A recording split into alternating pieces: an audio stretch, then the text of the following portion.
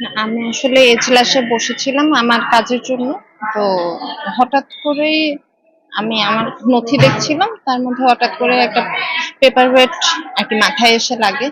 তো আমি প্রথমে ব্যাপারটা বুঝতে পারিনি, পরে খেয়াল করে দেখলাম যে আমাদের যে বিজ্ঞ বিচারক ছিলেন সুজন মিয়া, উনি ওটা ছুঁড়ে মেরেছেন।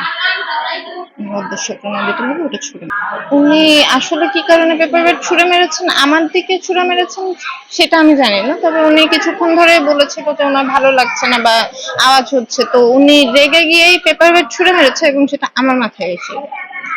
উনি রেগে যাওয়ার কারণ হয়তো ওখানে মক্কেলরা পিছনে কথা বলছিলেন, এই জন্য উনি কয়েকবার বলেছেন। এখন ওই জন্য উনি রেগে গিয়ে তো আমাকে পেপার ওয়েট ছুঁড়ে মারার কারণ আমি আসলে বুঝতে পারছি না। সিনিয়র অ্যাডভোকেটসদের সাথেও অসৌজন্যমূলক বা হচ্ছে অশোভনীয় যে আচরণটা, এটা উনি সিনিয়রদের সাথেও করেছে আগে। এটা নিয়েও আমরা আমাদের সিনিয়ররা কথা বলেছে, বারে কথা হয়েছে। আহ, তো উনি এই যে আজকে যেটা ঘটে যাচ্ছে, এটা হচ্ছে ওই ঘটনার পর থেকে উনি মোটামুটি ভাবে ওনার যে আচরণটা, ওই আচরণের কোনো পরিবর্তন উনি করেন নাই।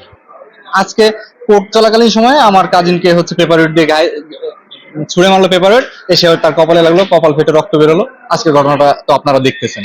12টা থেকে 12:30টার ভিতরে তখন আমি এজলাসে হিয়ারিং করতেছিলাম। স্যার কয়েকবার মানা করছে পিছে যে মক্কেলরা ছিল তাদের একটু চুপ করতে, তারা অনেক ডিস্টার্ব করতেছিল। তখন উনি খুব রাগান্বিত হয়ে ওনার হাতে ওয়েট পেপারটা ছুঁড়ে মারলে তাদের না লেগে আমাদের শিক্ষানবিশ আইনজীবী সাবিয়া তার মাথায় যে লাগে। কিন্তু সবচেয়ে বড় কথা, আমরা তার কাছে এটা আশা করি না, যেহেতু তিনি ওই চেয়ারে বসছেন, তার তো বিচার করা, সে বিচার করবে। তিনি কিভাবে এরকম একটা কাজ করতে পারে?